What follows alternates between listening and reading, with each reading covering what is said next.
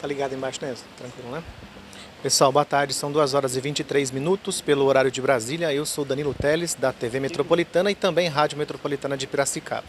Estamos aqui na Câmara de Vereadores de Piracicaba, no Salão Nobre, onde vai começar agora, então, o relatório final do caso da CPI, né? Do caso Jamile, que foi atendida na UPA Vila Cristina e veio a óbito, né? Ela foi picada por um escorpião. Então já estão por aqui o vereador Cássio Godoy, entre outros vereadores também, Gustavo Pompeu também, o Fala Pira, o Pedro Kawai e o Paulo Campos. Estão por aqui. A sessão vai começar neste momento, é a apresentação do relatório final. A gente vai colocar o microfone ali agora para começar. Então, vocês acompanham ao vivo aqui na TV Metropolitana. Perfeito. Vamos colocar aqui 10 fichas de requerimento, na verdade, boa tarde. Boa tarde. Primeiramente, queria agradecer a todos os representantes de órgãos de imprensa que atenderam ao nosso convite para essa entrevista coletiva, para a apresentação aqui das conclusões, né, da CPI do caso Jamile, que, né, apurou aí as condições do ocorrido com a menina Jamile Vitória Duarte, lá na UPA da Vila Cristina, e todo o procedimento de atendimento a ela. Então, essa entrevista coletiva tem o objetivo de apresentar esse resultado, um trabalho muito longo, muito árduo aí da comissão, presidida pelo vereador Cássio Godoy, tendo como relator o vereador Gustavo Pompeu, e os membros, vereadores Pedro Kawai, Cássio Luiz Barbosa, Cássio Palapira e também o Paulo Camolese. Então, agora eu passo a palavra para o presidente Cássio Godoy, que vai dar as primeiras instruções aqui do que é essa tarde, e depois já passará também para o relator apresentar aí as principais conclusões do texto. Vereador Cássio Godoy. Boa tarde a todos, boa tarde a todas. Muito obrigado pela presença. É redundância falar que a imprensa tem um papel fundamental nos trabalhos de hoje. Todo o trabalho desempenhado, desenvolvido, agora ele precisa chegar à população. E não tem uma mídia, não tem uma rede social, não tem um canal capaz de alcançar a todos. Mas a união de vários canais, ele fala com vários públicos. E isso vai nos garantir que o maior número possível de pessoas tenham acesso e publicidade aos trabalhos da CPI. E isso é muito importante. Nós temos informações sérias, informações relevantes, informações graves.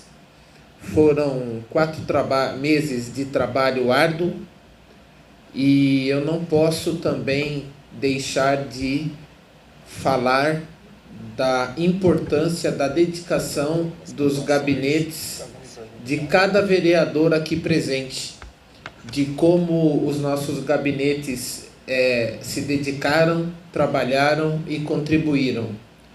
Também quero dizer que foi uma inteligência legislativa aumentar o número de participantes de uma comissão parlamentar de investigação, uma comissão de investigação, para 5 vereadores, garantindo a participação de mais blocos partidários. Por quê? Porque isso ampliou a lisura, ampliou a publicidade e ampliou o debate sobre os trabalhos. Então nós tínhamos diversas visões de diversos grupos políticos que se revezaram colocando as suas visões e que ainda às vezes nós discordássemos em pontos, em questões pontuais, o objetivo principal nunca deixou de ser a verdade.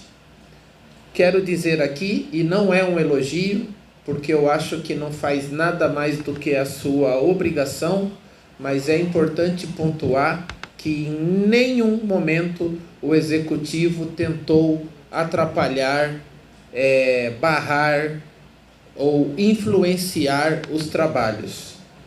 Volto a dizer que não é um elogio, que não faz mais do que a obrigação de não tentar atrapalhar, mas não tentou. E isso tem aqui que ser dito.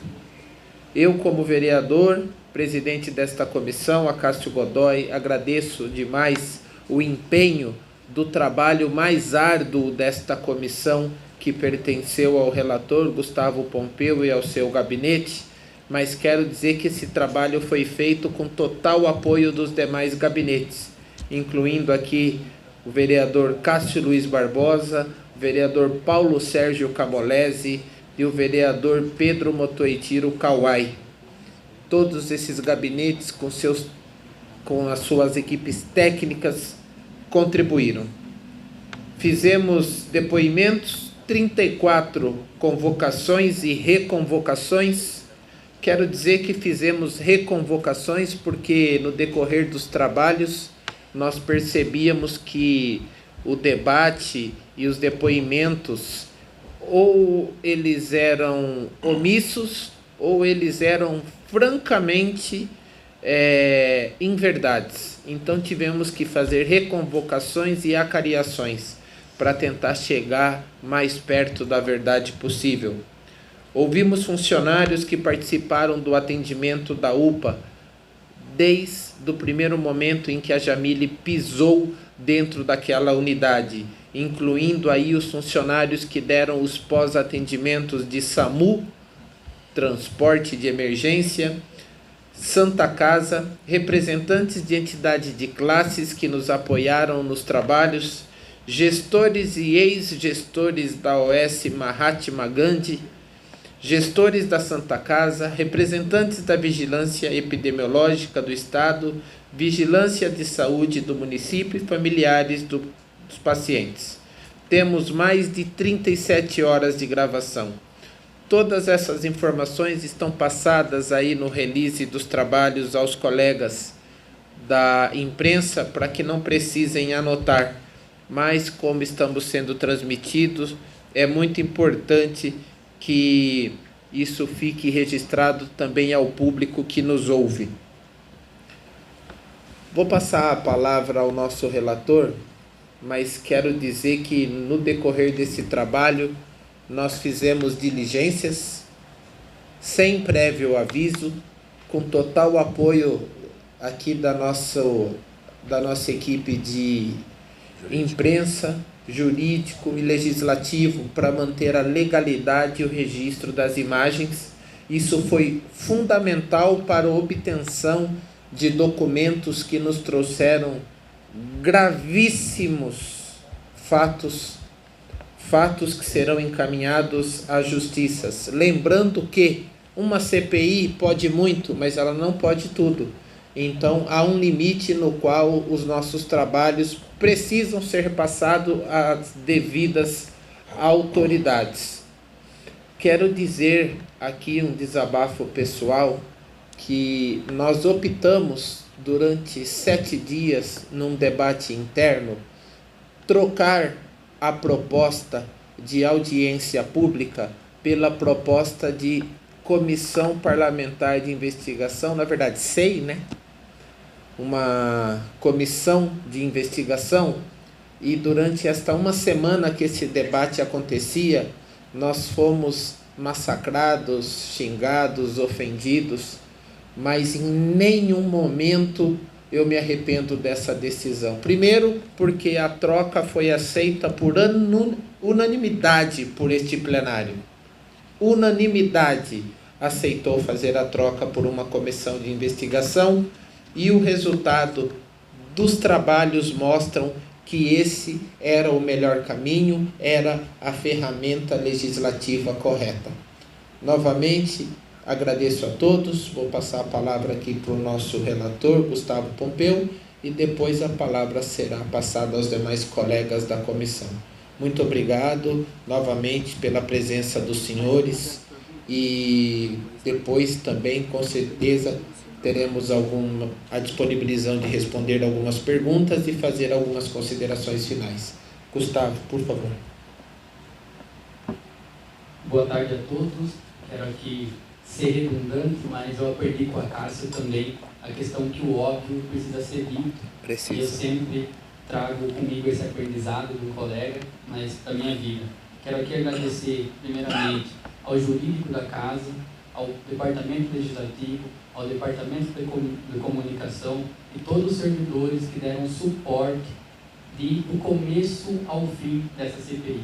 Basicamente, a proposta da CPI era 90 dias, foi prorrogada por mais 30, mas ela durou, do começo ao fim, mais de 7 meses, se a gente pegar no calendário, com recesso.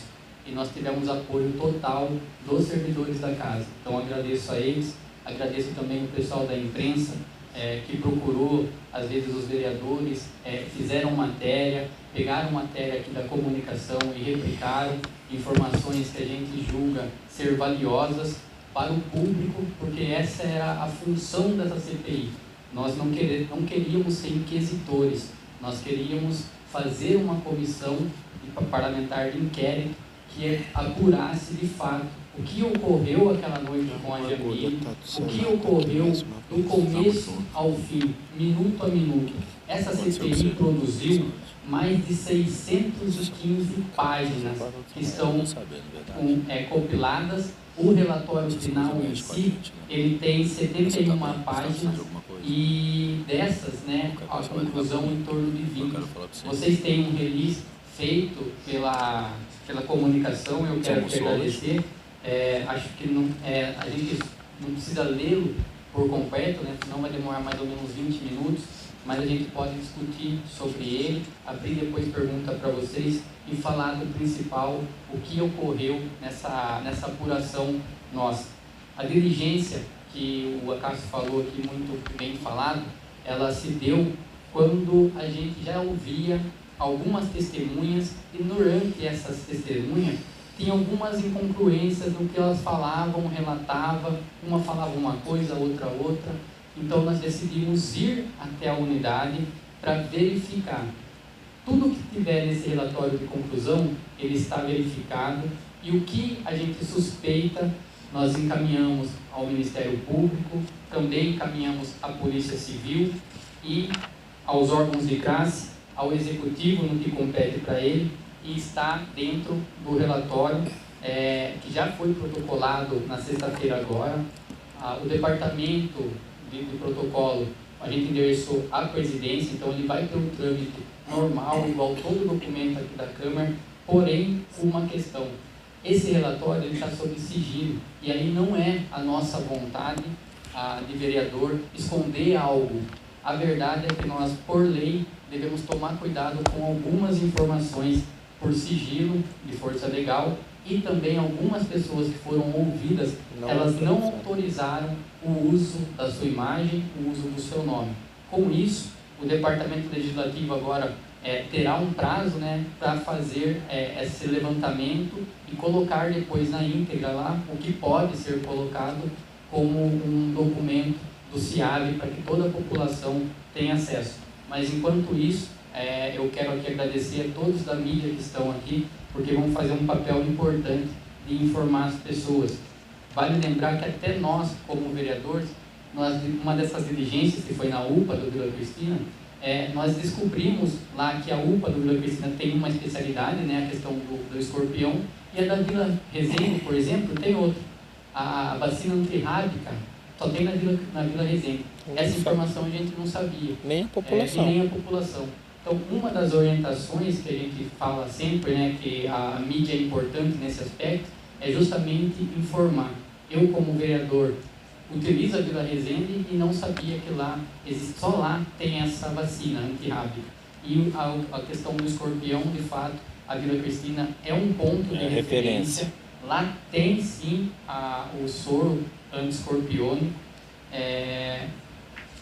Acho que, dito isso, essas informações precisam chegar à população, porque a informação ela encurta o prazo da pessoa chegar até a unidade correta e pode salvar a vida dessas pessoas. Nós tivemos um cuidado aqui de fazer, o Departamento Legislativo orientou junto com o jurídico e a comunicação assim fez, os nomes aqui estão grifados, né? Vocês não vão falar o nome, mas no documento oficial que vocês terão acesso depois que ir ao CIAB, vai estar a médica da unidade e tal, o enfermeiro, o técnico do Vila Cristina, o técnico do SAMU, para que vocês consigam identificar, mas sem o nome. Acho que é importante e nós não estamos escondendo nada, isso é por força de lei, então os departamentos tomam todo o cuidado, orienta nós como vereador e nós seguimos essa questão, mas isso depois vai ser os departamentos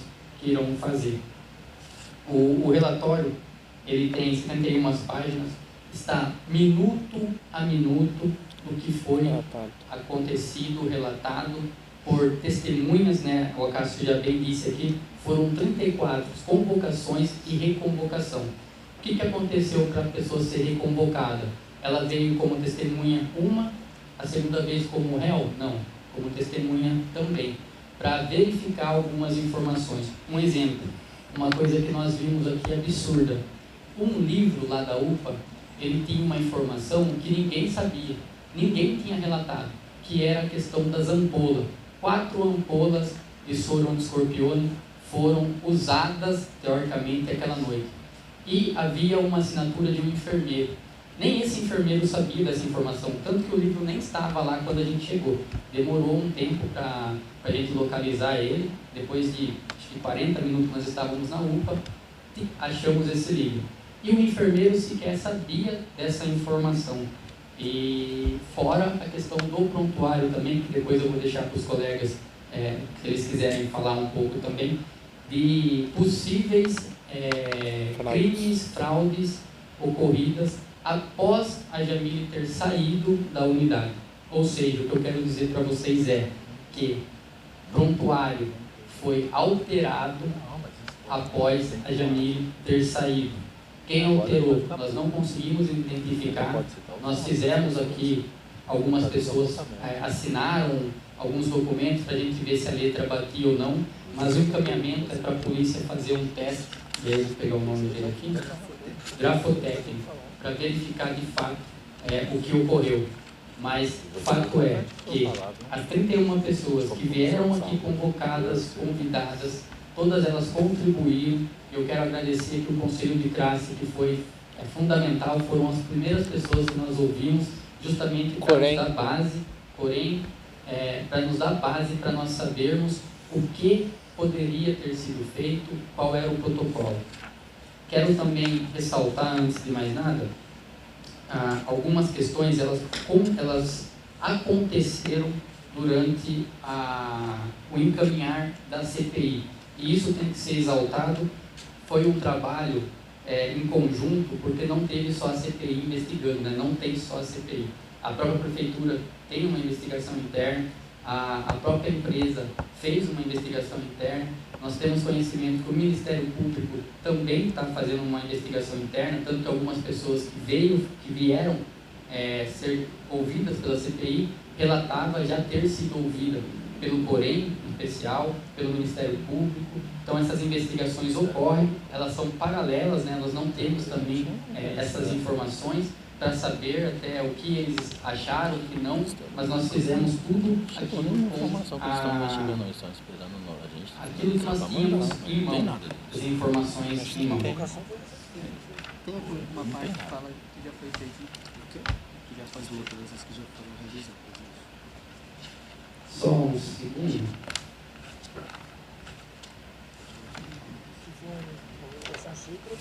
Foi. Mas não tem. Eles não chamou nada. Não chamou ninguém, pô. Se não abriu, a gente faz a denúncia agora e pede abertura. Agora vai ter que mandar, né? É isso. Tá. Agora E vai tem ter que uma parte que os senhores também vão ter acesso, Eu acredito que é as que tem que encaminhar mudanças para a polícia também, a implantadas justiça após o para início tudo, da né? CPI. Vai ser encaminhado Situações tudo, que né? nós observamos ter sido já realizadas, tá? Elas não inibem aquilo que aconteceu com a Jamile, também tampouco exclui o que aconteceu com a Jamile, mas nós colocamos no relatório justamente porque essa era uma premissa dos 5 membros, né, do presidente, relator e os 3 membros, era unânime a questão do que poderia ser feito para evitar que casos como o da Jamile viessem a ocorrer na cidade de Piracicaba. Então, é um parágrafo que fala, né, até a criação, né, o reforço de um protocolo pela vigilância sanitária, onde nós verificamos que não havia na UPA, especificamente onde ela tem um atendimento específico para picada de escorpião, a informação visível para qualquer pessoa que acessasse, para os médicos, para as equipes.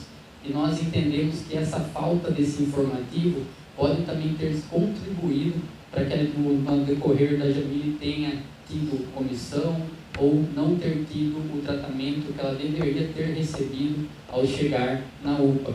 E hoje, quando nós vamos até essa UPA, nós identificamos que lá tem agora o formulário de como ser feito, a idade da criança, o peso da criança, a dosagem da criança, para que a pessoa que esteja lá, o médico, independente se ele souber ou não da medicação, ele vai ver na sala dele que ali tem e poder fazer o encaminhamento. Coisas que... Já posso começar a falar o que nós identificamos? Eu acho que é bom dar... Fica à vontade. Tá. Na verdade, eu estou falando um pouco, mas depois eu vou abrir para vocês. Fazer um breve relato. Jamile chega na UPA em torno ali das 8 horas. Ela é identificada, classificada até a recepção. A recepção estava com uma questão de uma problemática do sistema, então isso também nós identificamos como uma questão para demora. O sistema estava oscilando. A Jamile, ao invés de chegar e ir até o pronto atendimento na questão da emergência, sala de emergência, que lá era o lugar de uma criança que foi picada por escorpião, ela foi tratada como qualquer outro paciente. Voltou, pegou a senha do toque, depois passou pela triagem, para que depois fosse encaminhada para a área médica e, ao invés de levá-la para a sala de emergência, não foi feito. Foi encaminhado uma sala de observação. E isso nós identificamos como uma possível irregularidade, né? Poderia ter alterado, inclusive, o desfecho do que aconteceu com a Jamile, mas essa informação agora fica visível para que isso não ocorra mais. Eu vou abrir também para os colegas, senão eu vou falar o relatório quase que todo para vocês, mas mais uma vez eu quero agradecer aqui a mídia por estar cumprindo esse papel importante de vocês fazerem essa informação chegar, e também do departamento da comunicação aqui da casa. Vocês têm em mãos, tá? Então eu só vou falar o tópico, que são a conclusão final, capítulo 3, né? Existem as recomendações nossas feitas, né? Prazo de transição, que é a questão do tempo curto, onde uma equipe que já era da prefeitura ficou, né, junto com a equipe que iria assumir. Inclusive, vale relembrar que durante a CPI, e vocês podem confundir essa informação, algumas pessoas ouvidas pela CPI, elas também são servidoras públicas, e elas também trabalham na rede, porém elas estavam também prestando serviço na OS. Temos pessoas que estavam já na unidade há mais de 7 anos e depois continuou via OS, mas elas são, além de servidoras públicas, na questão aqui elas são da OS, tá? Então, se tiver algum nome, alguma questão de uma pessoa que trabalhou lá, hoje não tem mais servidor público trabalhando lá, mas eles são contratados pelo OS. Deixar isso muito claro, porque senão a gente faz uma confusão. Pesquisa de conhecimento é justamente aquela questão de saber se a equipe que está ali atendendo, ela tem todas as informações necessárias para prestar os atendimentos de pronto atendimento, né, urgência e emergência. Treinamentos periódicos. E nós fizemos, isso foi muito bem explícito nas diligências que nós fizemos, quando a gente ouviu algumas pessoas, que a equipe tem as informações separadas, né? Algumas pessoas sabiam que ali tinha o soro escorpiônico, a médica fala que não sabia, que perguntou e alguém falou para ela que não tinha, mas ela não identifica quem é a pessoa ou quem falou para ela, mas o fato é que nós sugerimos isso. Toda a equipe que está no pronto atendimento, ela deve estar apta. E uma sugestão que nós trouxemos aqui, isso acontece também na rede municipal, nossa rede pública, é que o servidor ele só recebe no trabalho dele. Uma das propostas é que ele receba também na preparação daquele trabalho. Um exemplo, você pode tirar um servidor de uma unidade de pronto atendimento e passar um treinamento para ele no horário que ele está trabalhando ou naquela equipe, que treinamentos possam ser cotidiano também da unidade, para que a informação circule sempre naquela equipe que ali está trabalhando, porque o pronto atendimento é algo rápido, né? É o atendimento primário de uma pessoa que está correndo risco de vida. Essa equipe tem que estar ao máximo preparada. Divulgação e conscientização, que é os informativos de cada UPA, cada atendimento, cada especificidade de cada unidade. Kits boas-vindas, eu quero aqui agradecer em especial um doutor da Santa Casa que trouxe essa questão, que toda equipe que lá entre, ela tenha um acolhimento para entender a unidade. Uma coisa que nós identificamos aqui, a médica, ela foi contratada via WhatsApp e ela tinha feito dois plantões apenas. Isso é uma informação grave. Isso nós não podemos permitir que médicos ou qualquer que seja da unidade de pronto atendimento seja contratado dessa forma. E isso não acontece só na OS, no caso do Vila Cristina. Também há uma empresa que contrata médicos aqui nas unidades, que é do município, e alguns relatos falam que essa contratação é dessa forma também. O médico plantonista, às vezes falta alguém, e aí é mandado via WhatsApp. E eu não quero julgar a questão de você chamar um médico via WhatsApp, mas a questão do kit boa-vinda. Todo prestador de serviço das unidades de pronto atendimento, eles devem conhecer a unidade, né? Saber onde fica a sala de emergência, saber onde fica a farmácia, saber onde fica o banheiro, saber onde fica o consultório, saber como é o organograma da estrutura também do atendimento. Atribuições de responsabilidades. No papel e na vida real, às vezes acontece divergências. Nós identificamos que toda a equipe da enfermagem e técnicos, eles relatavam de uma pessoa ser a responsável por aquela unidade, mas ela não tinha essa responsabilidade de fato no papel. No registro de carteira e no organograma da estrutura, ela é uma enfermeira como todas as outras, mas ela era tida como referência. E isso precisa mudar. Nós precisamos ter a pessoa de referência de fato, e ela tem que ter no registro, tem que estar na anotação, ela tem que ser, não só tida como referência, tá? Eu vou passar também para os colegas para que eles passem algumas informações, caso eles julguem pertinente. Pode começar por você, Paulo? Os mais novos. Os mais novos? Vamos falar pira, então. Cássia. Muito boa tarde, senhoras e senhores que estão aqui nessa Casa de Leis. Em nome aqui do Parlamento da Câmara Municipal de Piracicaba, em nome do presidente Acácio Godoy, parabéns pelo trabalho. Obrigado. Os demais colega Paulo Camolese, à minha direita, à esquerda de quem está assistindo em casa, Gustavo Pompeu, meu lado esquerdo aqui, nosso amigo aqui, companheiro aqui, o Pedro Kawai, também faz parte da Comissão de Saúde junto comigo.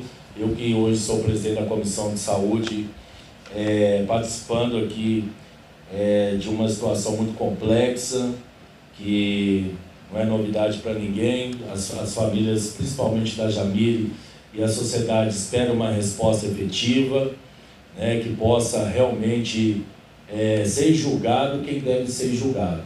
Que a gente está falando da morte de uma criança por vários erros, negligência. Eu vou fazer alguns apontamentos aqui que eu achei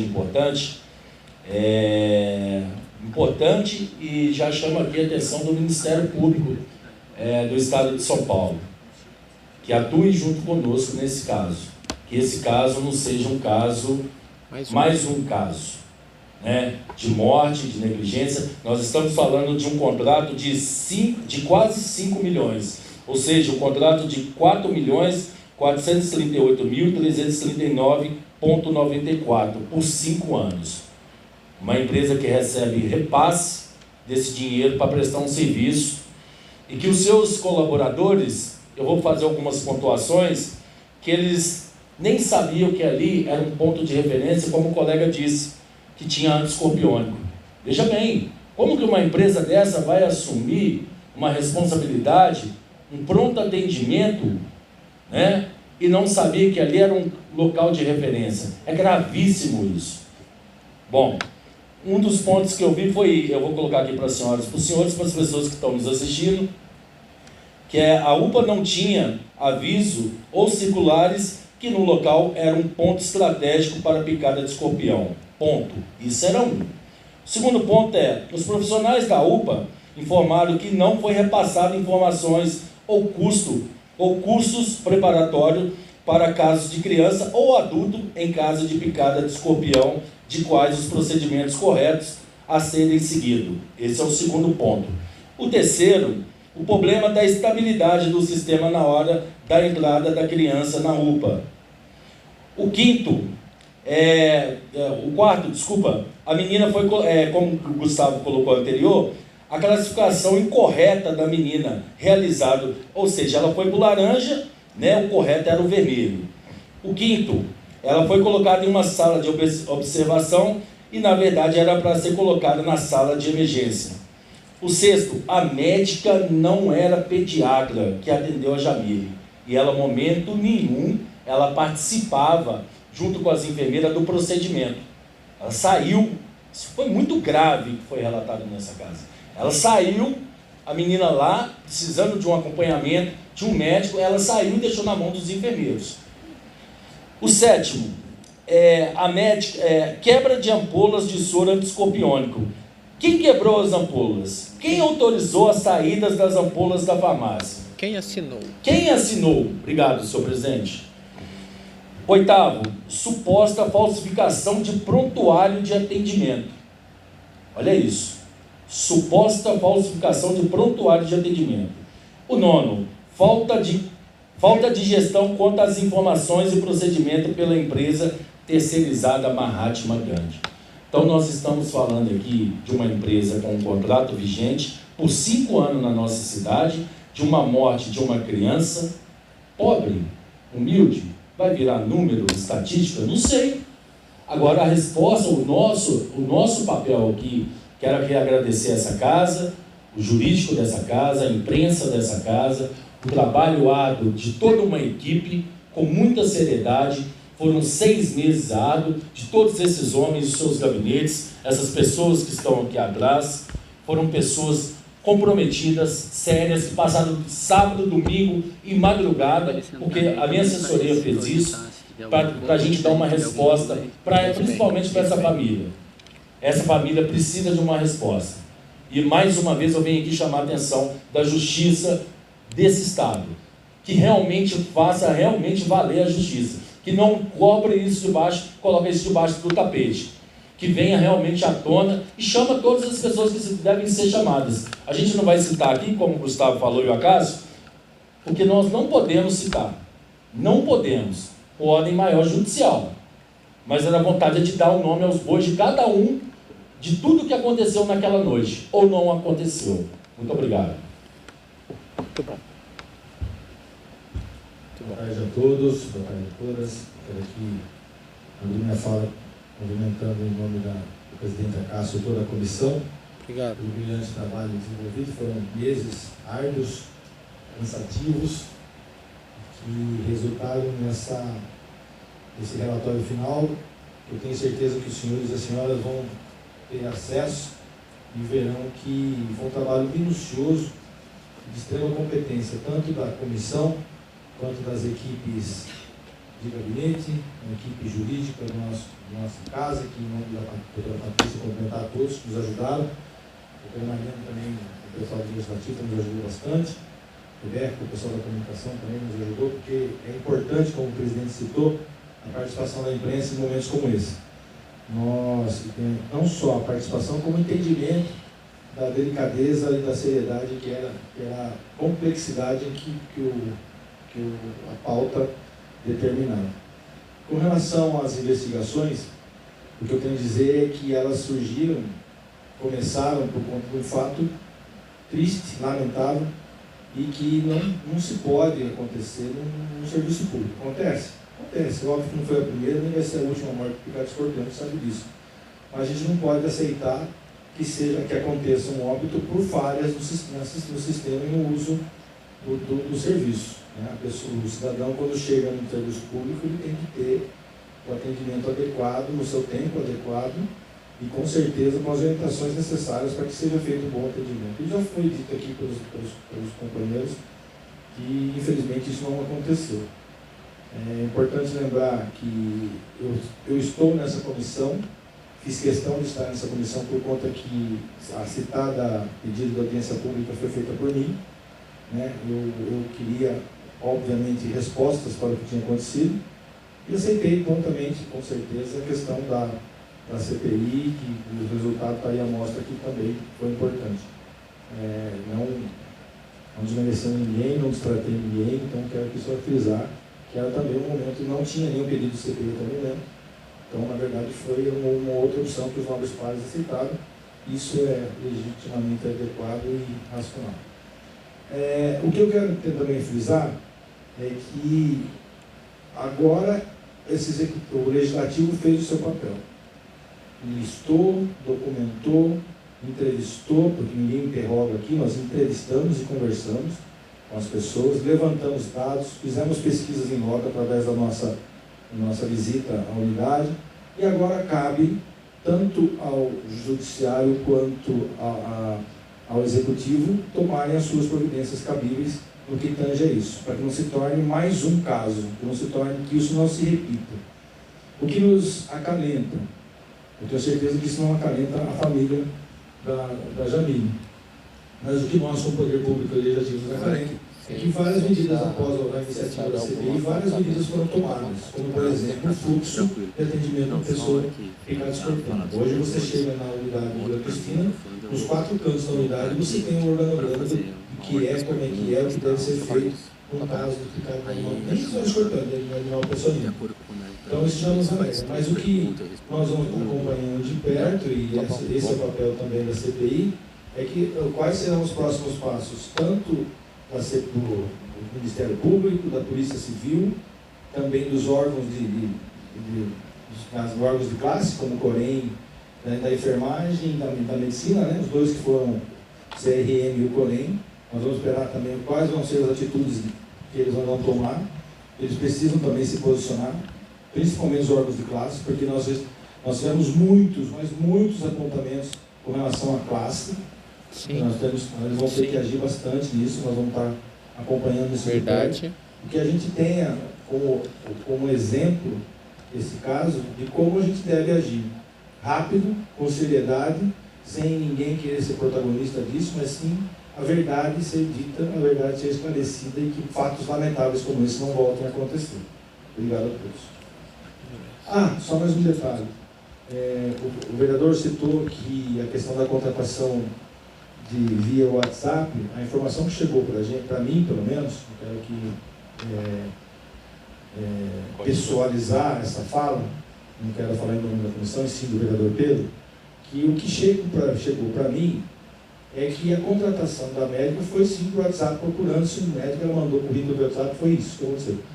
O que acontece em outras empresas, outros plantões, não é que acontece, olha, está precisando do médico, recebe um currículo e faz a análise via WhatsApp e contrata.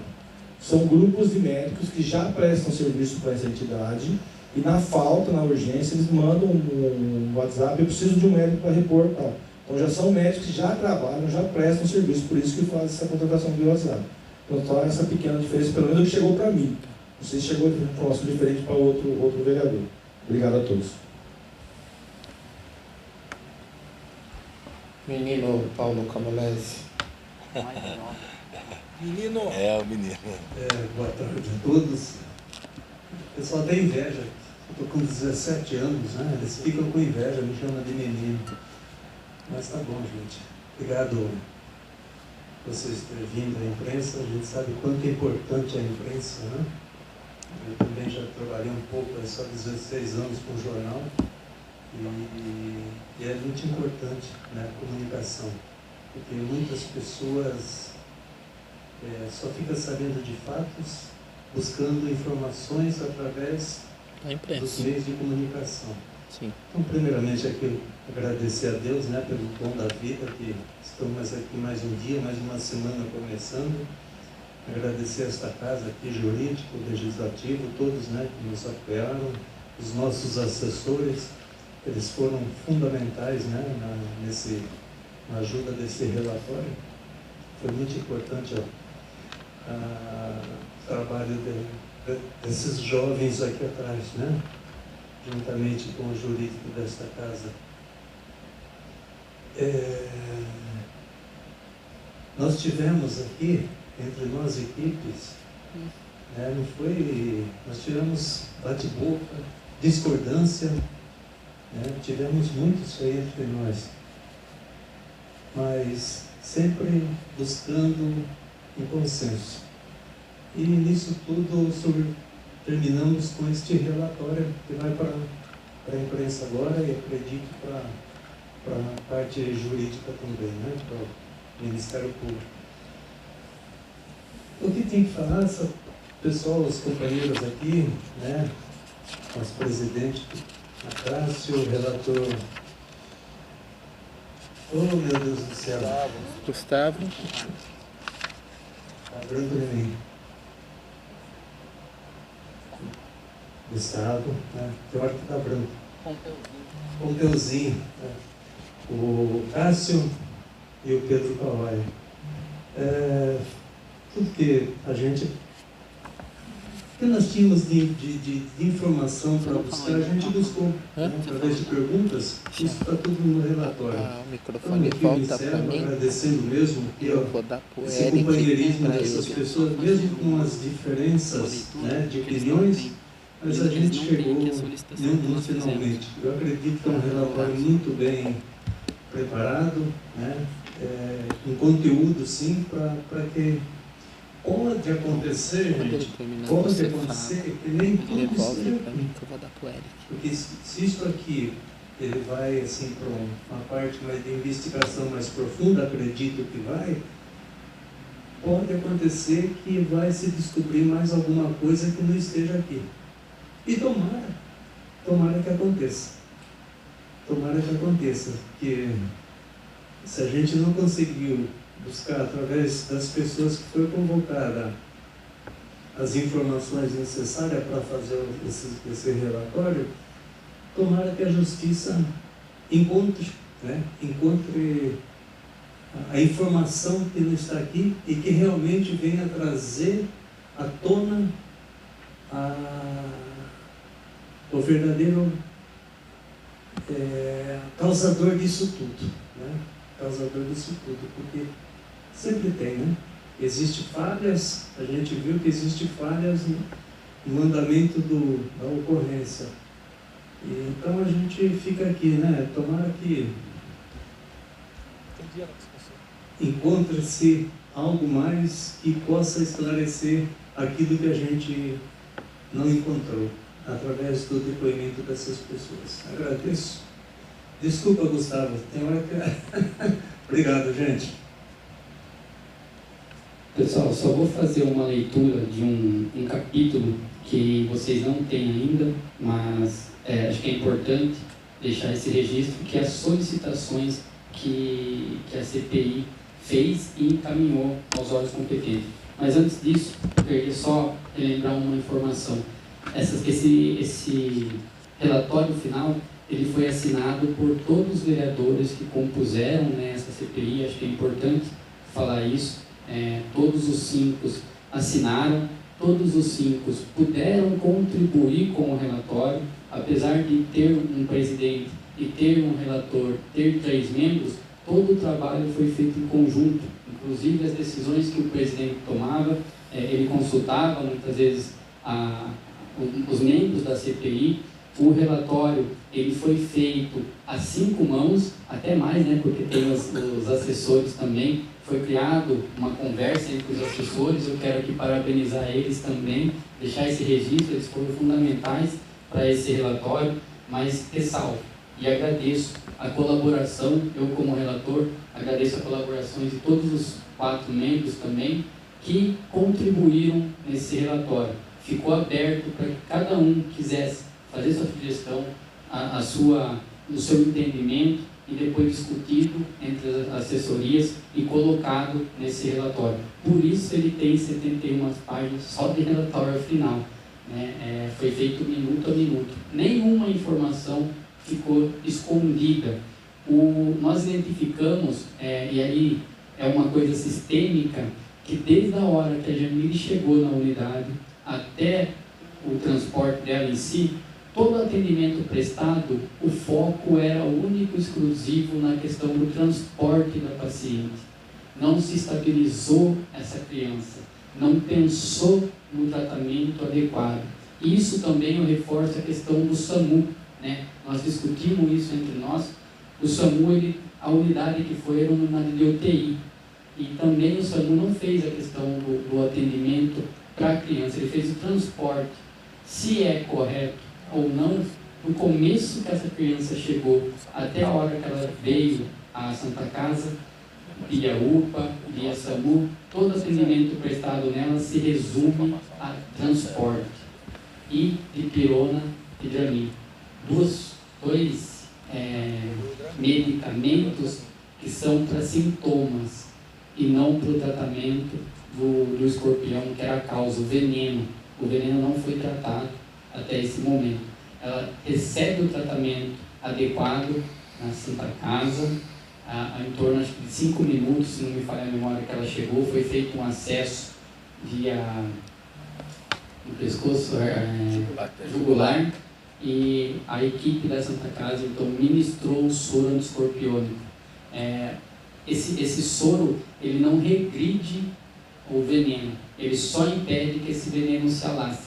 Então, nesse tempo que ela ficou, tanto na UPA quanto na unidade de atendimento do SAMU, ela não recebeu o soro antiescorpiônico, e o soro escorpiônico estava lá sim à disposição das equipes. Tá? Deixar esse registro que isso, na verdade, é a coisa mais forte de se ouvir.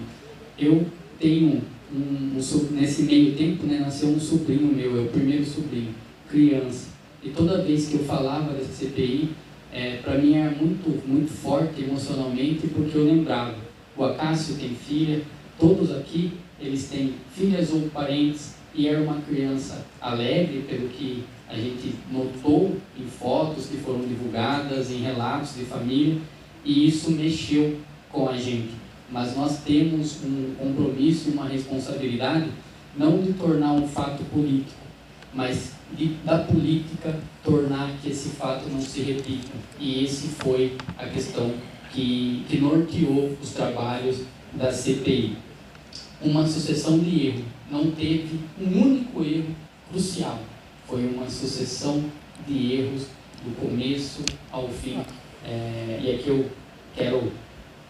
O que nós levantamos é que não teve erro na Santa Casa. Tá? A sucessão de erros é ali até ela chegar na Santa Casa.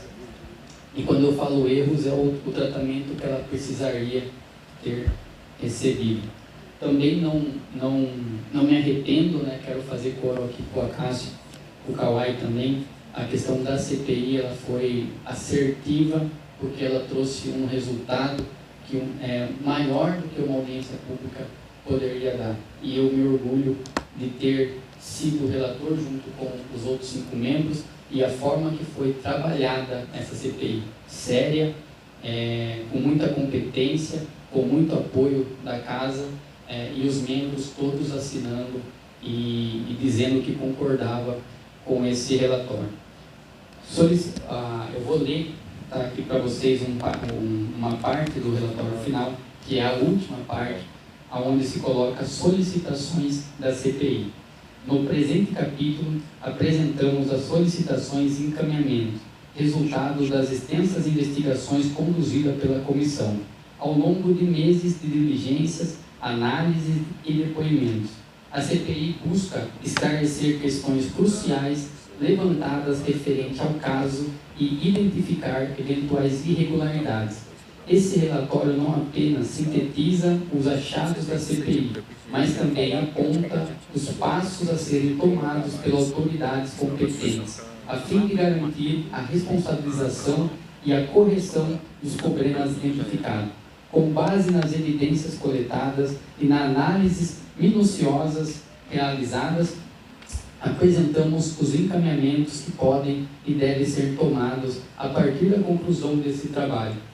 Eu repito, o teste grafotécnico, ele é justamente para identificar quem assina o quê. Nós encontramos 2 irregularidades em documentos oficiais. O prontuário da criança foi alterado após ela sair da unidade e também o livro de anotações, que lá estava a anotação de retirada de 4 ampolas. Então nós solicitamos isso à polícia para fazer esse teste. Justamente aqui nós não queremos colocar a culpa no nome que estava escrito lá, mas nós queremos saber se aquela assinatura de quem era, aquela letra de quem era, porque uma coisa é certa, a pessoa tinha que fazer parte daquela unidade e deveria estar lá naquela data, porque esses documentos foram alterados na madrugada, segundo alguns depoimentos, na madrugada daquela mesma noite. A possível falsificação de documentos, uma vez que esses documentos possivelmente foram alterados, nós temos isso muito claro, porque uma das anotações que foi encaminhada para o SAMU e para a Santa Casa de prontuário, lá não tinha o soro antiscorpiônico. Mas, em um documento que a UPA posteriormente encaminhou para nós, lá havia o soro antiscorpiônico. Fato é, a Jamile não foi medicada com soro antiscorpiônico, a não ser na Santa Casa, quando ela chega. Então isso ficou muito claro, mas nós queremos identificar quem falsificou esses documentos, porque é matar a Jamile 2 vezes. É uma violência quando não fazem o tratamento adequado e uma outra violência gravíssima também, a alteração de documentos após a criança ter saído da unidade. Análise de imagem, nós também solicitamos. Dentro dos depoimentos, algumas coisas ficaram muito claras, outras não. Um exemplo, a médica fala que ela saiu do consultório dela e perguntou se lá tinha soro antiscorpiônico e alguém da equipe falou para ela que lá não tinha. Porém, ela não conseguiu identificar quem era, não sabe quem era e ninguém da unidade relata ter tido essa conversa ou ter sido questionada com essa finalidade por ela. Sendo assim, nós temos o depoimento dela, não podemos falar se de fato é uma mentira ou uma verdade, mas com imagens, investigando a fundo pela polícia, conseguiremos saber se essa conversa teve ou não, porque esse é um dos pontos cruciais também. Os encaminhamentos ao Ministério Público do Estado de São Paulo para a adoção das providências legais e cabíveis que julgarem necessário. A Polícia Civil do Estado de São Paulo para a investigação e apuração das supostas infrações acima elencadas. Ao Executivo Municipal para conhecimento e providências saneadoras. Ao Conselho Regional de Medicina e ao Conselho Regional de Enfermagem para a ciência do teor dos trabalhos apurados nessa CPI. Esses foram os encaminhamentos. A CPI se norteou do minuto ao minuto do que a Jamile teve como atendimento, também nas apurações de possíveis irregularidades, nas sugestões de planos para que não aconteça mais esse caso, e também nas punições a serem dadas pelos órgãos competentes a quem de fato fraudou documentos, a quem de fato cometeu irregularidades. Ok, eu vou passar agora para o Acácio, mas esse é o teor, acho que é importante, esses encaminhamentos, tanto os kits de boas-vindas, o que a gente recomenda ao Executivo, mas o de fato, a questão criminal também nós identificamos e encaminhamos aos órgãos competentes. Gostaria de passar ao Eric para que dê encaminhamento, então, à abertura das perguntas aos colegas aqui dos jornais, das mídias que nos acompanham. Por favor, Eric. Bom, para a gente organizar, então, eu pediria que quem for fazer pergunta, se inscreva, e daí eu chamo aqui para o microfone quem que tem pergunta para fazer. Então, são 4 inscritos aqui. Então, começa com a Cris. Boninho, pode vir ao microfone. Cris Boninho, que é do Diário Piracicabana. Pode fazer a sua pergunta. Aqui desse microfone. Boa tarde, gente. Boa tarde. Do Diário Piracicabana. Eu tenho duas perguntas. Diga. Eu não sei se vocês analisaram o contrato da Mahatma e se o que aconteceu com a Jamile não seria quebra de contrato. Eu também queria saber que horas que ela entrou no PS e que horas que ela entrou no Santa Casa. É isso. Obrigada. Cris, eu vou deixar o relator responder o horário, porque nós tomamos o cuidado de fazer um relatório minuto a minuto. O objeto da CPI, ele era muito específico. Em algum momento, nós quisemos investigar o todo. Não vou mentir para você que deu vontade de investigar a coisa toda. Mas nossa preocupação era, ao final, quem faz tudo não faz nada. E talvez isso que você falou seja necessário um outro objeto, um outro escopo, uma outra investigação com um trabalho muito específico a respeito. Então, a gente não quis ser principalmente, acho que a palavra que nós mais usávamos era não ser desonestos com a família da Jamile. E ao final de falar tudo, falar tanto que a Jamile ficasse esquecida. Faz sentido a sua pergunta e eu vou deixar o relator responder sobre o horário. Sobre o horário, eu só quero fazer desde já um apontamento. Nós falhamos com a Jamile desde o momento que ela pisou na calçada daquela UPA. Por favor, relator. Talvez até na calçada da casa dela, né, quando ela foi. Importante a pergunta, eu quero aqui fazer coro junto com a Cássio, e esse foi um debate amplo nosso, tanto que no relatório ele até fala como se deu o contrato, que havia outras OS também concorrendo, aptas, o valor, mas ela não era o objeto da discussão.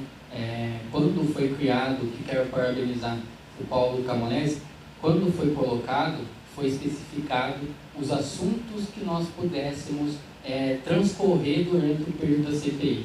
Se nós alcançasse uma outra esfera, se não aquela já especificada no documento, nós poderíamos invalidar todo o trabalho feito. Então, diante disso, a comissão buscou, se focar no que estava no objeto do relatório, que era o caso da criança e o que aconteceu com ela naquela noite. A criança ela entra na unidade por volta das 20h41, e ela vai para Santa Casa, ela dá entrada na Santa Casa às 22h40. Acho que uma informação importante, que nós falamos, essa criança chega às 20h41 na unidade de pronto atendimento.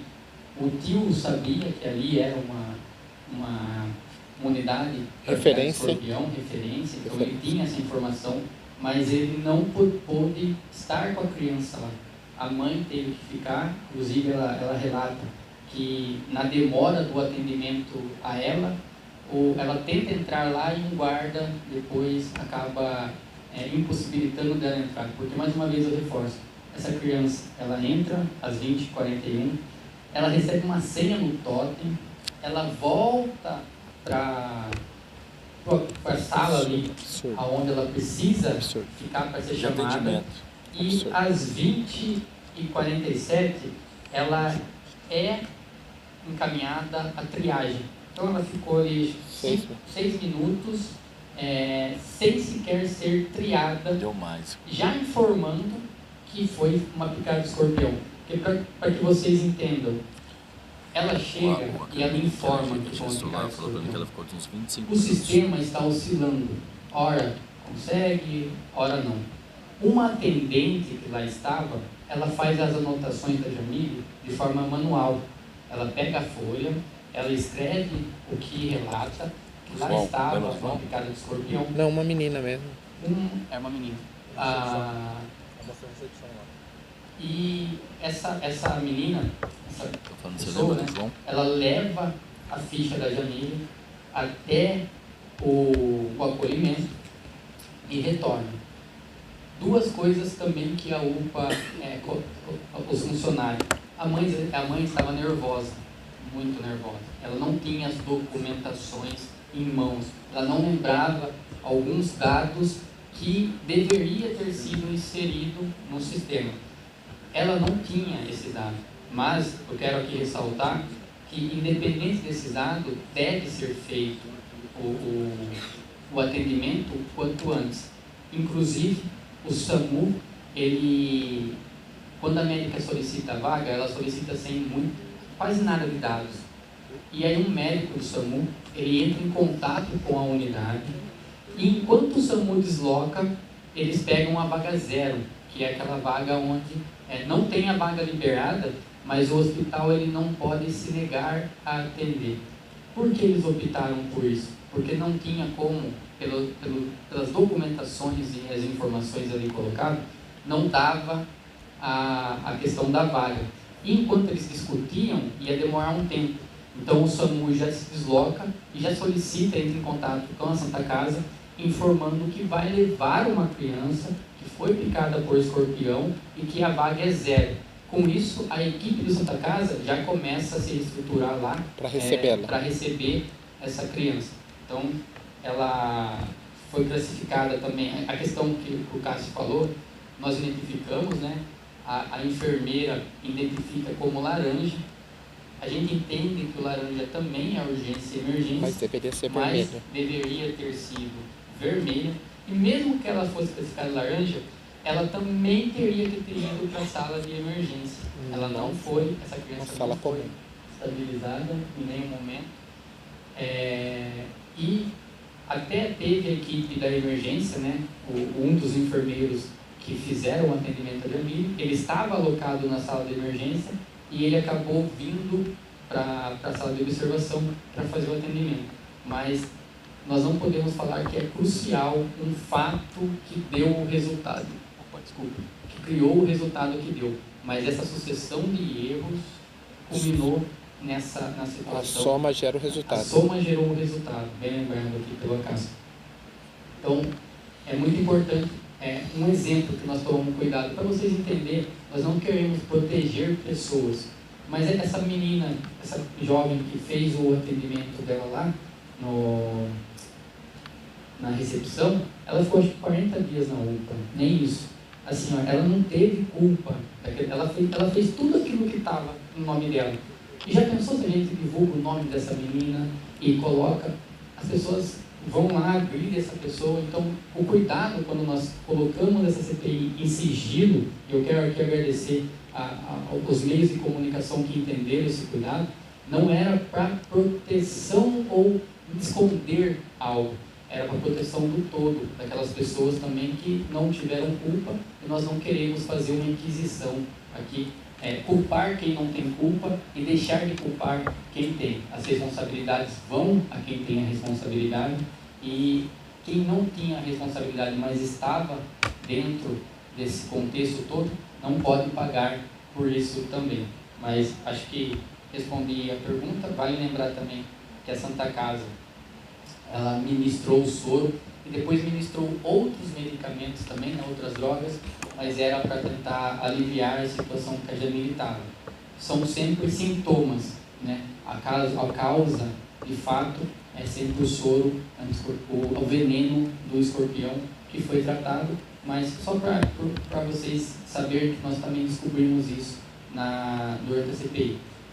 O que foi relatado por alguns médicos, inclusive as equipes da epidemiológica, que o veneno do escorpião é que nem um chiclete.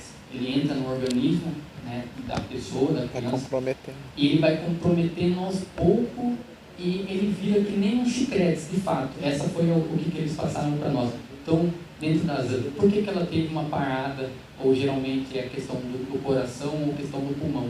Porque esses órgãos começam a fazer mais força, porque eles estão ali comprometidos, né? Vira uma substância ali pegajosa, né? O chiclete e aí ela acaba tendo complicações. E aí foi ministrado outros medicamentos para tentar solucionar mas não reverte, né? Isso deixa muito claro. Então ela ficou quase, bem dizer, 2 horas para ter o medicamento, a droga que ela precisava ter o quanto antes. Paulo, a gente lembrou bem na CPI, a gente até deu esse nome, que é a hora de ouro.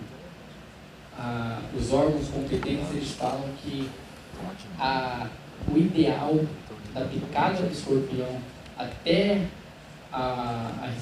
receber o soro de escorpião é no máximo de 1 hora. Então eles colocam como hora de ouro. O Eric.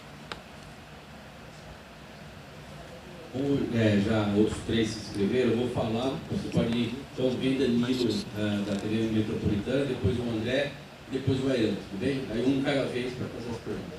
Boa tarde a todos, os colegas da imprensa, assessoria de vocês também aí. Eu elenquei 3 pontos aqui para vocês, né, da CPI. Enquanto ao SAMU, queria que vocês... foi aberto algum tipo de procedimento administrativo? Vocês têm informações sobre isso ou não? É daqui para frente? A CPI ela se encerra hoje e agora vocês acompanham o Ministério Público, Polícia, continua o trabalho de vocês. É isso que eu queria entender também, né? E o contrato entre a UPA, né, e a Mahatma Gandhi é um contrato super novo. Eu pergunto para vocês, chegou para vocês a informação se os servidores ou a Prefeitura de Piracicaba acompanhou esse desenrolar entre contrato, enquanto a UPA, a Mahatma assume, a Prefeitura treinou, passou informações, vocês chegaram a pegar esse, porque para nós é um ponto principal, a Prefeitura treinou os servidores ou os terceirizados da Mahatma Gandhi? Chegou para vocês a informação? Quanto ao SAMU, o que acontece então, porque teve um erro ali, né, do SAMU, conforme vocês relataram aí também, né? E sobre esse acompanhamento então da Prefeitura de Piracicaba num todo, como é que está isso e o que acontece daqui para frente? Obrigado. Eu que agradeço as perguntas importantes. Primeiro, o SAMU foi o melhor tempo de resposta esperado.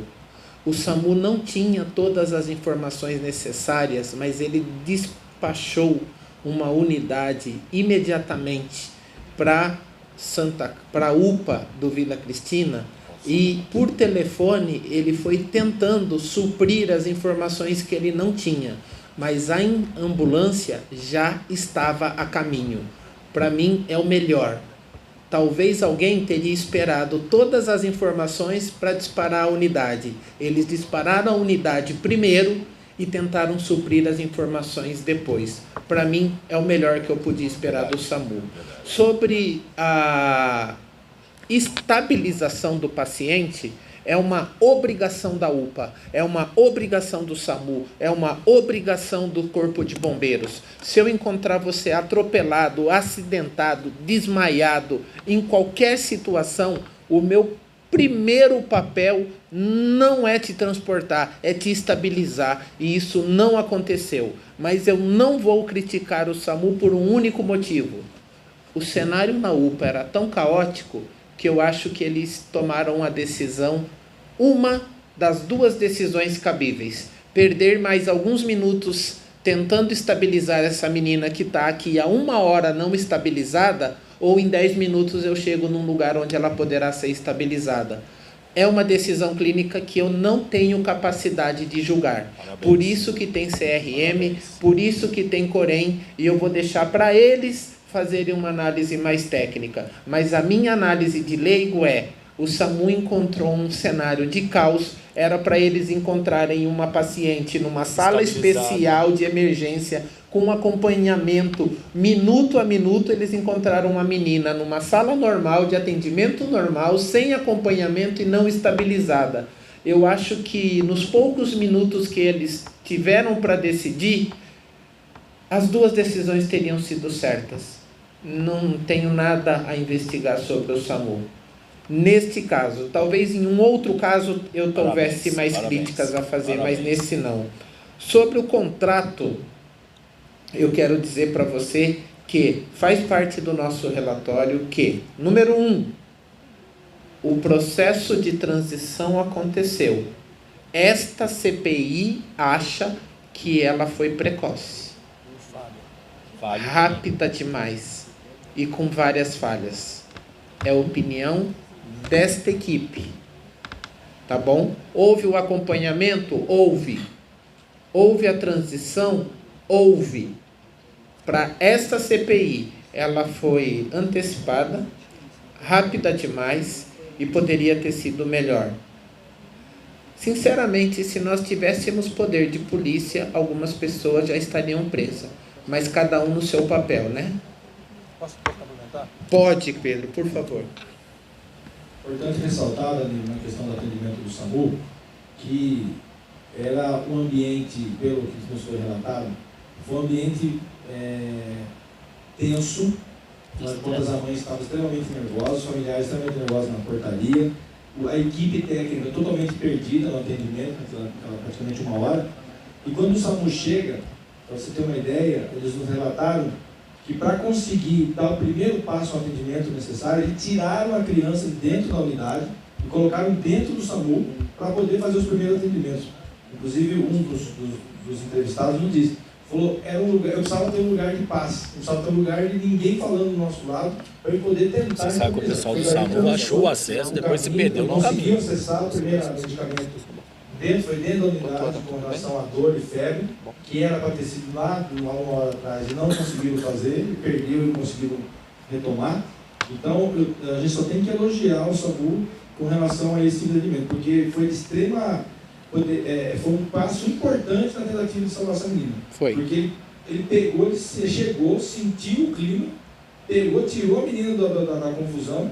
Não sei se achou o acesso, colocou dentro da unidade e achou o acesso. E no caminho perdeu o acesso. Foi ligando, já foi preparando tudo.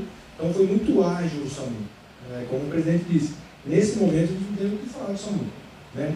Com relação ao acompanhamento nós não temos poder de quebra de contrato. De fato, houve muitas. Infelizmente, nós não temos. E o relatório diz isso. Hoje a gente. Muitos apontamentos. Poderia ser objeto de outra CPI.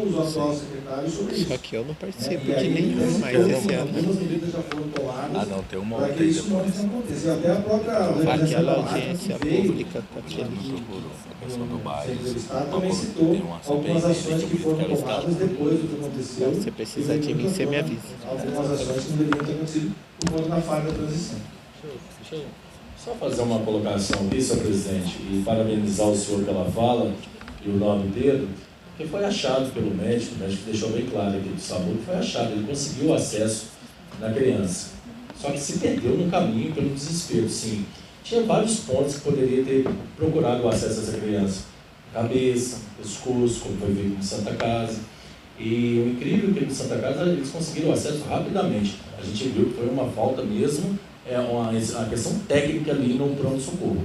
Foi um erro técnico, não tinha pessoas preparadas, né, para estar fazendo. Então essa menina ali foi um erro, não foi uma fatalidade, foi um erro técnico. Deixar claro para vocês. Em questão do contrato, eu gostei, foi muito pertinente a pergunta de vocês, que o contrato não cabe a nós, vereadores, né? Cabe ao executivo encerrar o contrato ou não. No meu ver, tá? Aqui particular não é a CPI, mas no meu ver, já era para ter encerrado imediatamente, porque não foi só uma falha da Jamile, mas aqui nós estamos tratando do caso da Jamile. Em sequência, veio outras situações de mortes parecidas por questão técnica, mas a gente não vai entrar nesse mérito aqui, tá? A gente está tratando aqui hoje do caso Jamile, né? O fato é que aconteceu, então assim, deveria ter quebrado o contrato, sim, imediatamente, tá? Por uma empresa que não estava preparada. Vejam bem, como que uma empresa dessa, nós temos 2 pontos na cidade, o Santa Casa e o Vila Cristina. Por que o Santa Casa, o Vila Cristina é um ponto de referência? Porque nós temos 2 cidades na região, né, que até chegar no Santa Casa é muito longe. Por isso que virou um ponto estratégico ali, ou seja, Saltinho e Rio das Pedras. Né? É um ponto ali, chegar mais próximo, por isso que virou um ponto ali estratégico diante do Scorpione. Então, eles deveriam entender e saber e treinar como o Danilo fez. Teve um treinamento técnico da prefeitura passando para eles? Pelo jeito não tinha. Aliás, não tinha. Porque eles mesmos não sabiam que ali era um ponto estratégico diante do Scorpione. Então não tinha essa informação. Então é grave. Quem da prefeitura vai responder também desse erro? Quem é responsável por passar essas informações técnicas para aquela nova equipe? Porque as pessoas que trabalhavam ali eram pessoas muito antigas, 25, 30 anos, que já trabalhavam ali, já sabiam onde estavam os medicamentos, os procedimentos, né? Então, isso foi passado? De que forma foi passado? Quem era responsável por passar essas informações, como o Danilo colocou? Obrigado, presidente. Deixa eu só, na pergunta do Danilo, ele pergunta se os trabalhos da CPI se avançam. Na verdade, o trabalho termina aqui na questão da criação do relatório. O que nós possamos fazer agora, e a gente tem poder para fazer, é acompanhar algumas ações que o Executivo pode elaborar ou não, mas isso é independente da CPI, nós podemos fazer isso quanto relator.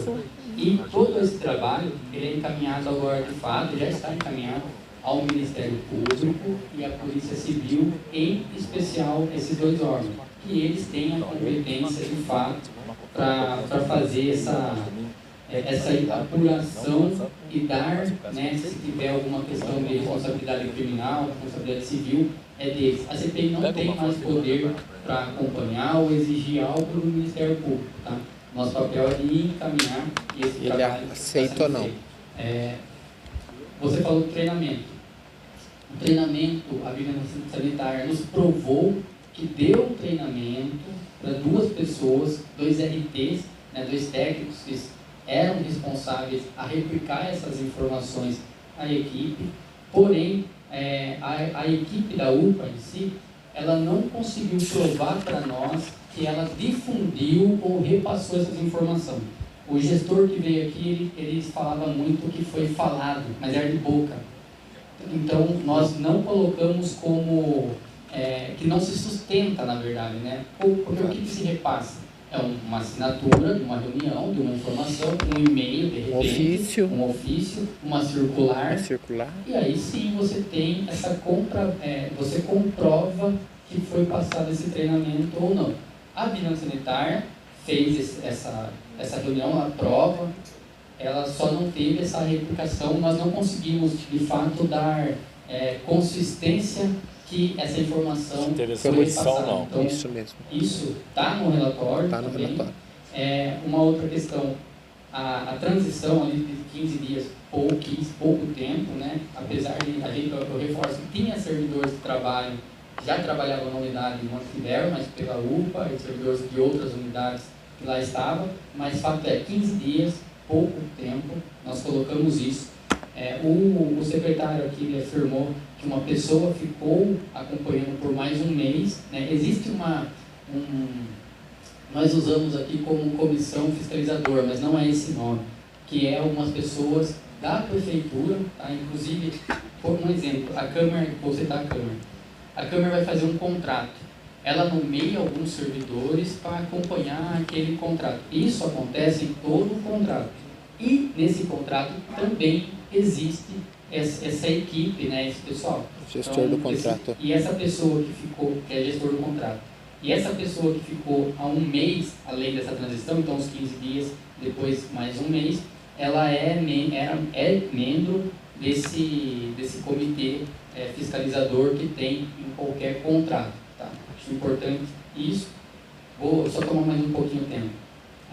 Não é nós que definimos e nem a prefeitura onde vai ser as unidades que são referência de soro escorpiônico. É o Estado que faz isso e o Estado regulamenta justamente pela distância de algumas pessoas a tomarem picada e ir até a unidade. Então, mais uma vez, é 1 hora o tempo que eles colocam ali como médio. E a Santa Casa, para quem mora lá em Tanquim, Saltinho, Anhumas, não daria o tempo de 1 hora. Daí teve todo um trabalho para se colocar esse ponto também lá. Importante dizer, aqui eu assino embaixo do que os colegas disseram. Estava um clima, um caos, porque não tinha só um paciente na UPA, existia outros pacientes em toda aquela estrutura, mas tinha o caso da Jamile. Quando o SAMU chega, acho que mais de 6 tentativas de punção por pessoas diferentes. Punção o que é? Para tentar ter o acesso venoso de novo naquela criança. Foi conseguido, a CPI identificou inclusive a pessoa que conseguiu fazer o acesso, então a pessoa comprova que, de fato, ela conseguiu um acesso venoso. A criança, por agitação ou por inúmeros fatores, perdeu o acesso. Nós identificamos que isso é comum em crianças, né? O relato tanto dos membros da Santa Casa, do SAMU e da UPA fala dessa dificuldade, às vezes, em criança.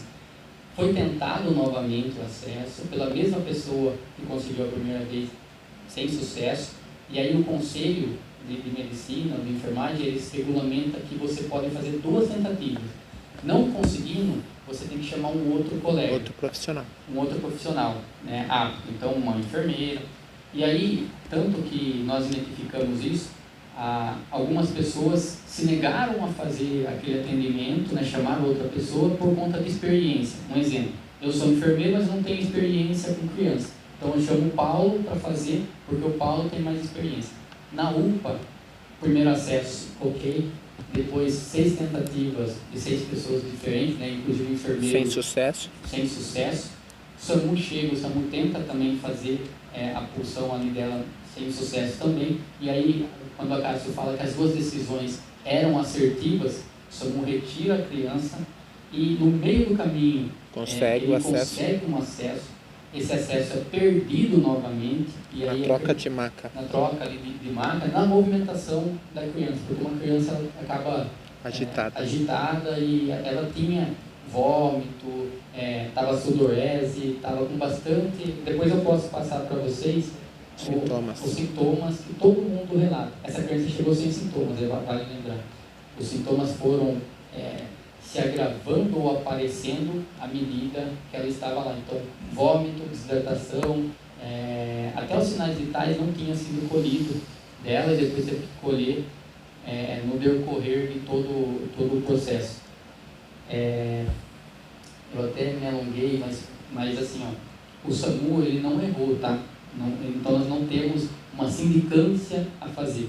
O que nós fizemos, uma observação, da estabilização do paciente, que em nenhum momento ela teve essa premissa de estabilizar o paciente. Só se deu isso quando ela chegou na Santa Casa, a equipe lá brilhante, que já tem, né, até inclusive uma informação que o SAMU nos trouxe, eles fazem esse deslocamento por quase todos os pacientes.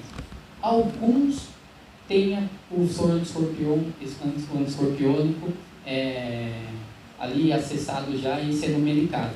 Mas nem todo mundo, de todas as UPAs ou da própria Vila Cristina, acabava indo lá. Então, às vezes, é necessário, às vezes não, né? Mas eles sempre encaminham para a Santa Casa, porque se tiver alguma complicação, a Santa Casa que tem o suporte, né, para fazer todo aquele atendimento. Mas teve relatos de pacientes do Vila Cristina, mesmo antes de vir ao S, ou que saíram de lá com o soro antiscorpiônico e também com não soro antiscorpiônico. Isso geralmente é uma questão médica da prescrição, né, da prescrição.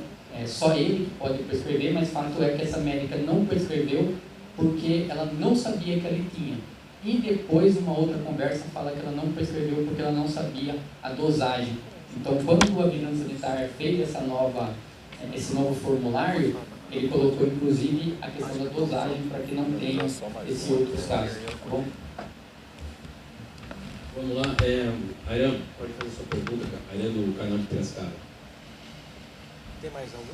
E a última é do André, são mais 2 inscritos. Pedi para na resposta tentar ser mais... Eu estou assistindo a agenda. Olá, boa tarde. Boa tarde. Queria saber se a Câmara, né, na fiscalização desse contrato, que a gente sabe que é feito pela Prefeitura, tinha ferramentas para talvez ser mais rigorosa, não sei se é a palavra correta, mas enfim, tinha ferramentas para fiscalizar mais aprofundadamente. Se a partir desse caso também a Câmara criou alguns mecanismos que possam, né, a partir da base legal, de toda a legislação, fiscalizar aí esse tipo de contrato com essas empresas e também, se é possível, que a Câmara faça articulação com o governo do Estado para que mais lugares aí tenham essas doses disponibilizadas para a nossa cidade, do soro antiscorpiônico. Obrigado. Obrigado você pela pergunta. Como já foi dito, é um amplo estudo do Ministério da Saúde que define quais pontos serão referências para o soro antiscorpiônico. O município nem tem muita gestão sobre isso. E é um estudo que leva muito em conta tempo de deslocamento. Inclusive, se eu quiser descadastrar um ponto, eu tenho que entrar em contato com o Ministério da Saúde, apresentar todo um estudo e indicar uma nova unidade. Não quer dizer que ela será aceita, porque o tempo de deslocamento é um fator crucial. Vila Cristina, por exemplo, atendia Saltinho, Rio das Pedras, Inhumas e toda aquela área rural. Por isso que ela era o primeiro ponto de chegada e tornou-se um ponto de referência. Apenas aumentar o ponto talvez não surta o efeito esperado, mas especializar os pontos existentes para dar a resposta adequada seja mais efetivo. A gente não investiga a fumaça do crime. A gente precisa que haja o erro, a gente precisa que haja a falha. É do jurídico brasileiro o nosso estilo, que todo mundo é inocente até que se prove o contrário, né? E isso nos limita. O vereador Pedro Kawai questiona diversas coisas a respeito deste contrato desde o início. Porém, ele não pode agir no achismo nem na impressão. Após esses fatos, o vereador Cássio Falapira, através da Comissão da Saúde, tem feito vários esforços para iniciar um trabalho mais amplo de audição dos fiscalizadores do contrato e também dos gestores do contrato, para entender quais outros caminhos jurídicos são possíveis. Talvez ele opte, além de usar as ferramentas que a Comissão de Saúde, da qual ele preside, outras ferramentas que o Legislativo desta Casa permite, como, por exemplo, até uma audiência pública ou outro tipo de ferramenta neste sentido. Eu perdi alguma pergunta sua? Você falou dos pontos, né? Falou do contrato.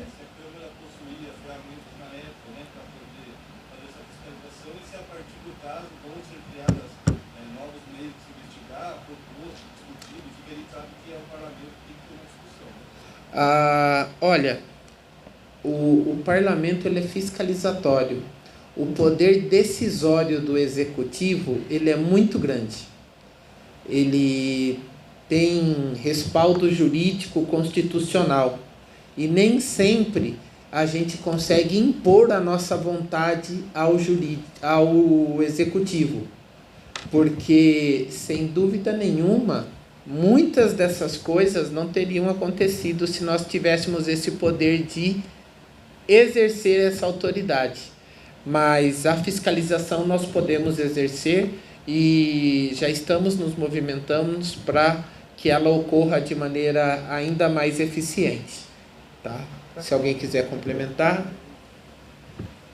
Com relação a outros pontos, além de toda a tramitação, tudo que o Acácio lembrou bem, nós temos também alguns números que o secretário de Saúde nos trouxe, que acho que nos mostra que já é o suficiente para o atendimento, a unidade de Vila Cristina. Nós não temos os números da Santa Casa, porque nós não pedimos. Mas ele nos apresentou alguns números, para você ter uma ideia, de julho a novembro, né, assim, foi em agosto, né? Isso foi. O Conselho do Casamento foi em agosto.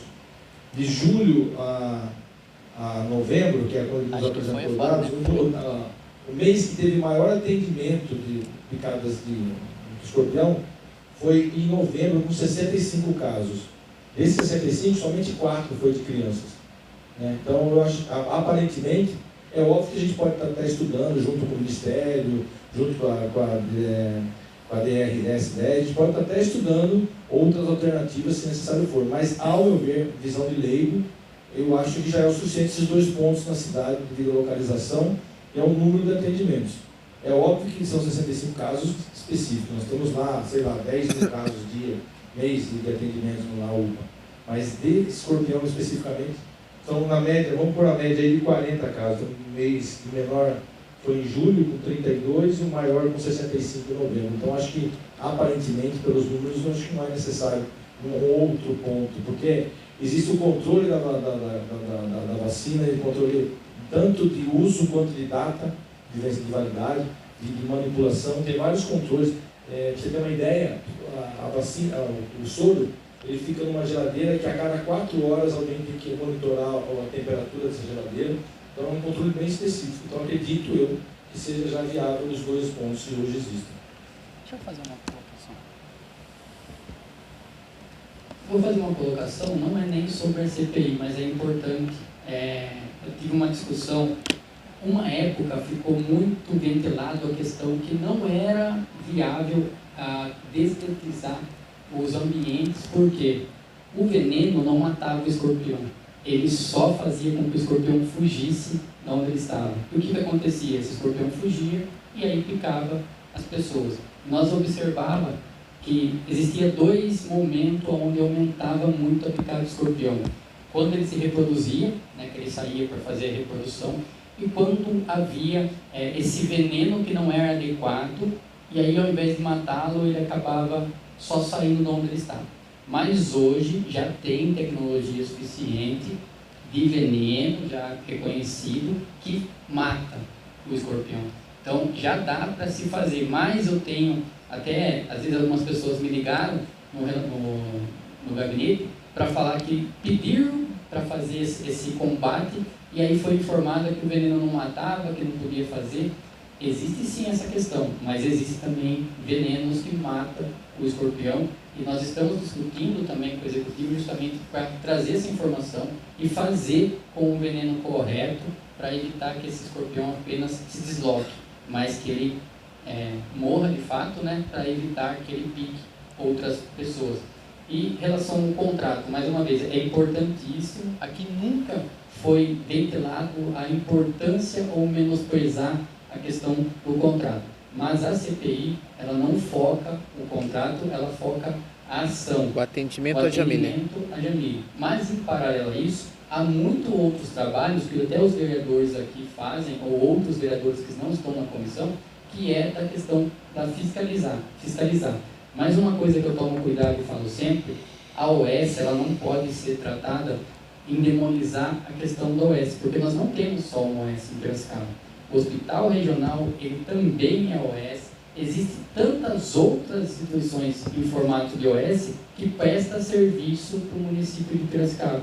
Não é a primeira, não será a última, porque os municípios vêm fazendo cada vez mais esses contratos, e aí eu não quero dizer se está correto ou não, porque senão a gente cria uma pecha onde tem instituições sérias que prestam esse serviço e também elas acabam pagando por erro de quem não é tão sério quanto elas, tá? Mas dizer que existem outras OS operando aqui em Piracicaba e todas elas passam por fiscalização da Câmara, do Executivo, até da população.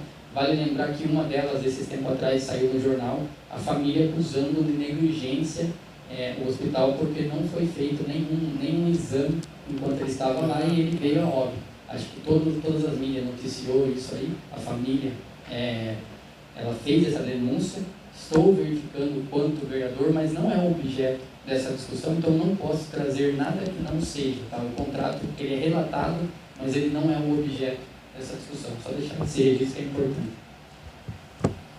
Então a última pergunta do André, lá do João Piracicaba, e aí depois da resposta, presidente, você pode já encerrar os trabalhos também. Tá bom, obrigado. Boa tarde a todos, obrigado pelos esclarecimentos até aqui. Tem um questionamento com relação a essa questão da possível fraude no prontuário da Jamile e também da questão da documentação da retirada do soro. Em que fase da CPI isso foi identificado e por que não houve um aprofundamento, ou houve um aprofundamento para identificar quem teria feito isso? Primeiro eu quero começar aqui fazendo um agradecimento ao André. Foi o primeiro que nos provocou a publicidade e participação da mídia nos trabalhos da CPI. E nós impusemos sigilo aos trabalhos. E nós chamamos ele e tivemos uma conversa e explicamos para ele os nossos motivos. E com um bom senso incrível, ele entendeu nossos motivos, nunca mais voltou ao assunto. E eu queria falar da sua gentileza, da sua elegância nesse aspecto. Muito obrigado. Olha, durante os depoimentos, os depoimentos não batiam. E haviam coisas que foram se mostrando cada vez mais graves. Vou te dizer uma profissional participou ativamente do atendimento, só que ela pediu para a colega preencher o prontuário. No depoimento, ela dizia que não participou do atendimento e sim a colega. E nós tivemos que fazer uma acariação para provar que ela tinha feito o atendimento e a colega só tinha feito o favor de assinar o documento. Assinou de boa fé e quase se tornou responsável pelo atendimento à menina. E era uma prática comum lá. Um fazer o atendimento e falar, preenche lá para mim. Mas olha o risco. E quando o negócio apertou, a colega não teve medo de dizer, não fui eu, foi ela, porque quem assinou foi ela. E ela só tinha feito o favor de assinar. Ali a gente começou a identificar que nem todo o papel que nós tínhamos na nossa mão nos dizia a verdade. Um acaso nos mostrou as fraudes. Na correria, o documento de prontuário, ele acompanha a paciente junto com o SAMU para a unidade que ela está sendo transferida. Só que eles esqueceram o documento. Um profissional, percebendo o erro, suprimiu essa falha, fotografando o documento e transferindo para o SAMU e para a Santa Casa. Isso é importante? Muito. Sabe por quê? Esse documento diz quais foram os remédios que essa criança recebeu, para que não repitam lá ou deixem de aplicar lá. Muito bem. Esse documento chegou à CPI. Documento 1. Depois, solicitando demais documentos, o mesmo documento chega à CPI. Só que ele está preenchido de maneira divergente. E agora faz parte do rol de medicamentos aplicado na criança. Sabe o quê? O soro antiescorpiônico. Não batiam os documentos. E ali nós decidíamos numa reunião de emergência, às 10 horas da manhã, pedindo apoio ao Departamento Legislativo, a doutora Mariane está aqui presente, muito obrigado, e a todos os seus profissionais, ao Departamento de Procuradoria Jurídica, a doutora Patrícia e todos os seus profissionais, ao nosso Departamento de Mídia, à presidência dessa casa, o seguinte: nós precisamos de um veículo agora e de uma equipe jurídica agora, e nós vamos nos deslocar até a UPA agora. E quando chegamos lá, sem que eles esperassem, nós encontramos um livro que registrava a saída do soro. Mas esse livro tinha uma mágica. Ele começava... Coincidência, eu adoro coincidências, embora acredite que elas não existem. Ele começava do dia 31 de agosto para frente. E o caso da menina era dia 13. Então nós começamos investigação, diligência, abertura de portas, abertura de caixas, exigência de documentos, até que o livro original apareceu. E o livro original dizia que no dia 13 de agosto, 4 ampolas haviam sido destacadas à Avenida Jamile, com a assinatura de um enfermeiro. Chamamos o enfermeiro de novo aqui, porque ele já havia sido ouvido. Ele olhou o documento e disse: eu não assinei esse documento. E aí nós estamos limitados por autoridade, poder de polícia, poder de investigação. Então o que nós vamos fazer com essa informação toda? Indicar ao Ministério Público para ver se ele acata a nossa denúncia de fraude, de falsidade ideológica, abra um inquérito junto à polícia e a polícia veja dentro dos seus parâmetros se é necessário o chamamento de um técnico, como que chama? Grafotécnico, para tentar levantar quem assinou aquele documento. Mas que aquilo foi uma fraude de pai e mãe, de início ao fim, Foi.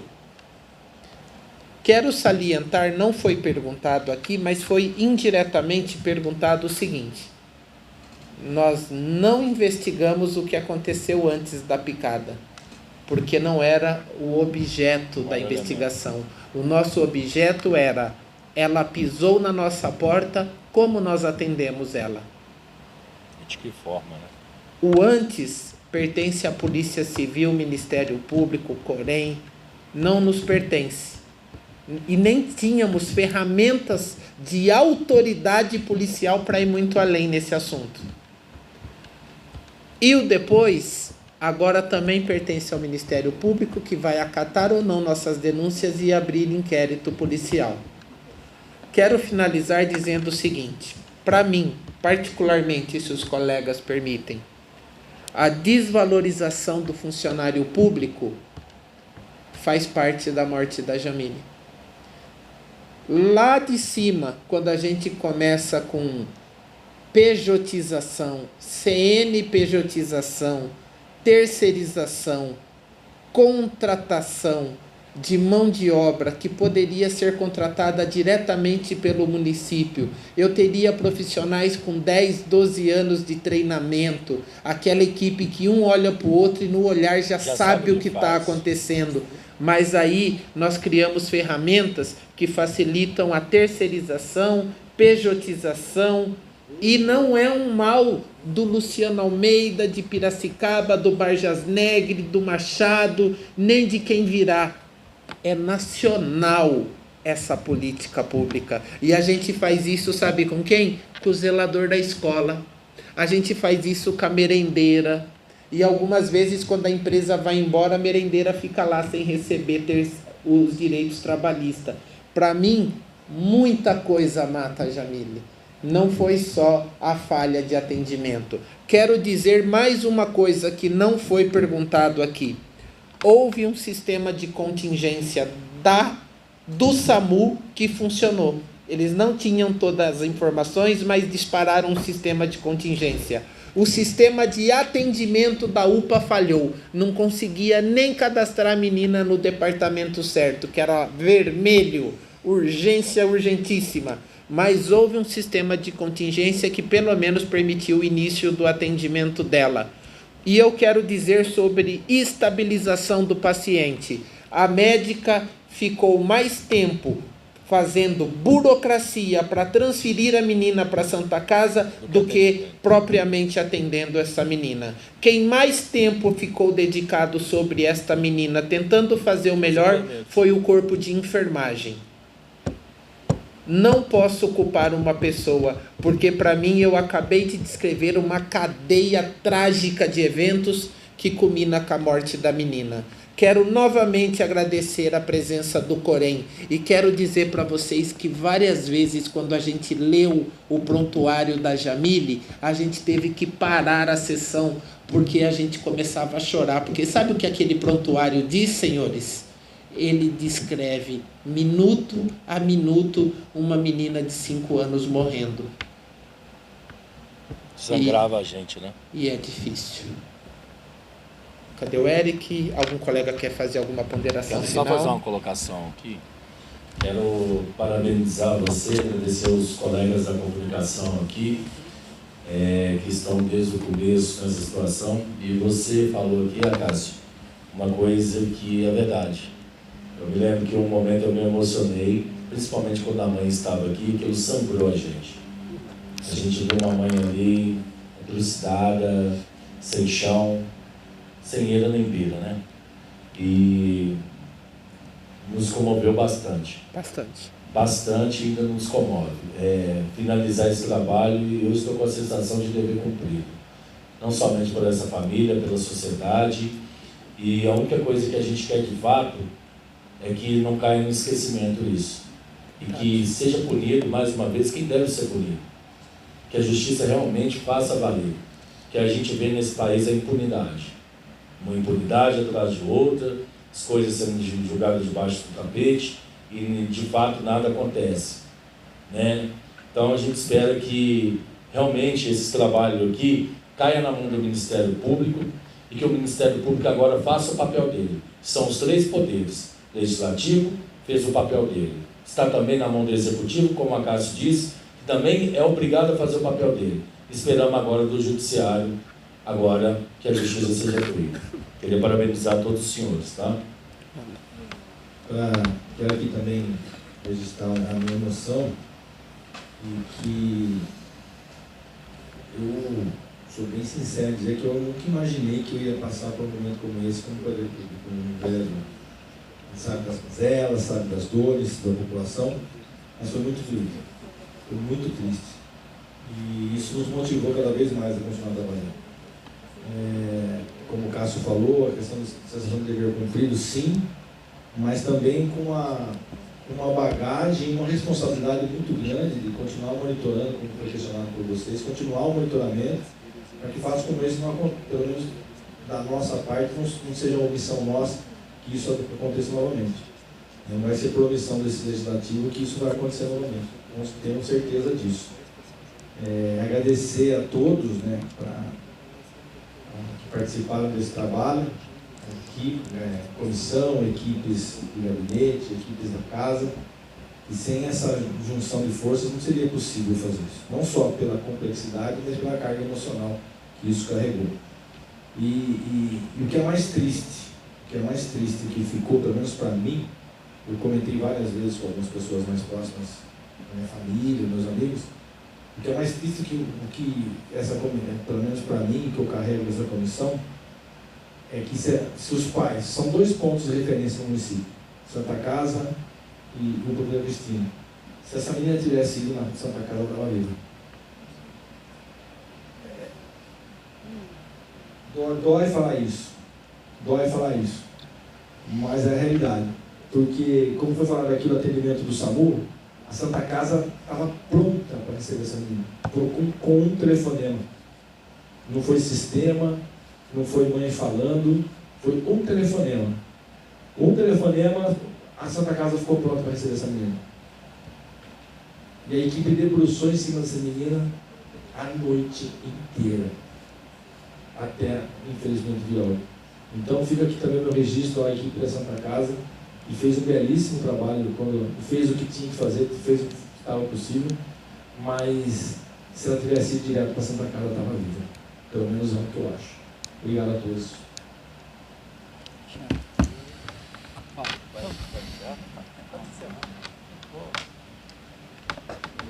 Eu faço quórum também com os vereadores que me antecederam, e de fato foi um dos trabalhos assim, que mais mexeu no emocional nosso.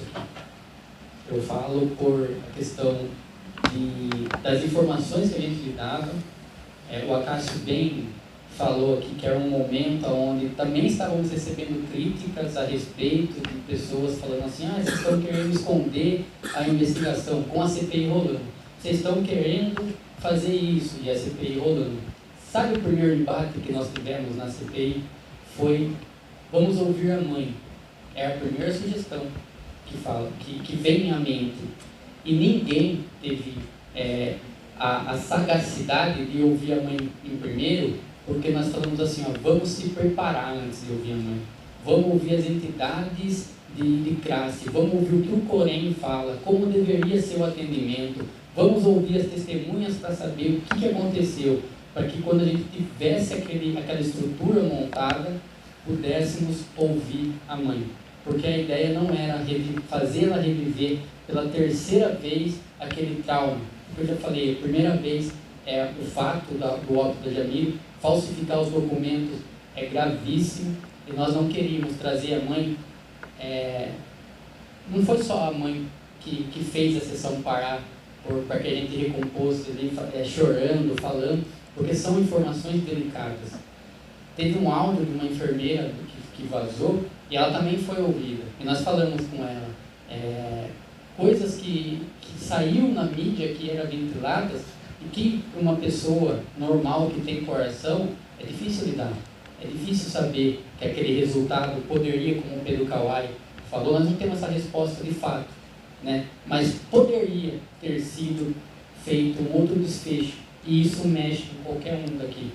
Mas todo mundo, todos aqueles que deram opiniões durante a CPI, e não eram só os vereadores, os departamentos, eles tinham total liberdade em falar, as assessorias também, e todo mundo focou sempre no mesmo princípio, né? Não ficar revivendo aquela dor, não ficar colocando um contra o outro, discutindo simplesmente, mas focado em trazer todo o ocorrido que aconteceu com a Jamile e evitar que casos como esse aconteçam em Piracicaba e no nosso entorno. Não é um caso isolado, tá? Não é. Nós vimos depois aqui, teve audiências públicas para falar sobre óbitos lá. Eu estou acompanhando alguns registros que falam inclusive de febre maculosa em alguns outros casos que ainda não foram divulgados, mas essa possibilidade. Então, nós convivemos com o óbito. Isso é antes da UPA virar OS, inclusive. Mas quando você pega essa documentação e você vê que fraudaram o documento da Jamile, e isso a gente identificou logo no começo, quando nós pedimos a documentação, que veio uma documentação da Santa Casa, da UPA e do SAMU, e elas divergiam, e de uma coisa tão importante, que é a medicação, já começou já a levantar uma questão de falar assim, ó, não é possível, nós temos que tratar isso com muita seriedade, para que essa comissão não assassinasse a Jamile pela 4ª vez. Não vamos assassinar outras reputações que não necessitam ter esse linchamento. E essa comissão teve esse cuidado. Eu quero mais uma vez aqui parabenizar a todos, porque independente das discussões que nós tivemos interna, todo mundo entendeu isso. Nós não somos inquisitores. Nós não vamos assassinar reputações. Nós não vamos culpabilizar quem não tem culpa. Mas também não vamos esconder ou esquecer uma vírgula. Tudo aquilo que foi levantado está né, nessas mais de 500 páginas levantadas pela comissão e no relatório final em 71, todas colocadas. Não faltou uma vírgula, nem do depoimento.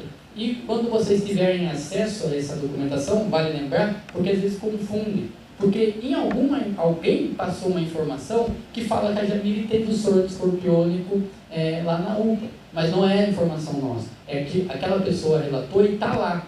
Aquele relatório da UPA relatou e está lá. E isso mostra, comprova que houve a fraude. Nós não escondemos nem as informações que nós julgamos ser mentira. Elas estão lá. Porque quem tem a responsabilidade sobre essas informações é quem nos passou. Mas no relatório final aí tem a nossa opinião. E a nossa opinião é que foi fraudulenta, sim, que houve crime e que esses crimes também assassinam a Jamile, porque nós ouvimos coisas absurdas a respeito dela, inclusive até teve gente que estava culpando a própria criança. E nós ouvimos esses relatos, culpando a família, culpando a unidade, culpando o A, culpando o B. Nós não fizemos o trabalho em cima desses achismos, foi com muita responsabilidade. E eu acredito que eu tenho orgulho em dizer que esse relatório foi concluído com essa finalidade, seriedade e trazendo de fato as informações o mais precisas possível, sem esconder nada e sem acrescentar uma vírgula. Não tem opinião do Gustavo aqui, não tem opinião do Paulo, não tem opinião do Acácio, do Kawai e nem do Cássio. Tem o trabalho da CPI. As opiniões nossas nós temos muitas, mas esse trabalho está acima de qualquer opinião minha, acima de qualquer achismo meu e acima de qualquer trabalho que eu queira desenvolver. Isso aqui é em nome da Jamile, é em nome das crianças e dos pacientes que vão às unidades e não têm o atendimento necessário feito a elas. Isso é trazer honra novamente e evitar que essas coisas aconteçam. E eu durmo bem tranquilo na noite, saber que eu, quanto vereador, tive essa posição nessa CPI e que de fato eu me mantive com essa questão junto com os colegas. Obrigado. Parabéns, Gustavo. Só quero dizer uma coisa. As melhorias implementadas pela UPA, pela Secretaria Municipal de Saúde e também pela Vigilância Sanitária só ocorreram após os trabalhos da CPI. Melhoraram, criaram um organograma, os médicos têm lá o organograma de atendimento, a ficha é mais completa. Não era. É depois dos trabalhos da CPI, queria pontuar isso, tá? Melhoraram depois dos trabalhos da CPI, temos outras indicações que faremos, que achamos que ainda podemos ir mais longe e melhorar um pouco mais. Rapidamente, Renato do Departamento Jurídico já se ausentou. Doutora Patrícia, nossos agradecimentos a todo o departamento. Renato, doutora Mariane, muito obrigado, mas queria agradecer ao James. Muito obrigado. Quem? O James. Tá. Obrigado, Eric. Bom, então encerramos aqui a entrevista coletiva, agradecer mais uma vez os colegas, e aí também lembrar só, caso vocês queiram ter um histórico, né, mais complexo sobre a cobertura que a Câmara fez, o site da Câmara tem todas as matérias que nós publicamos desde o início da CPI, tá? Então, pesquisar lá, vocês conseguem todo esse material, tá bom? Pode. Também está. Pai, quando você colocou para gravar aí, nós fizemos uma brincadeira.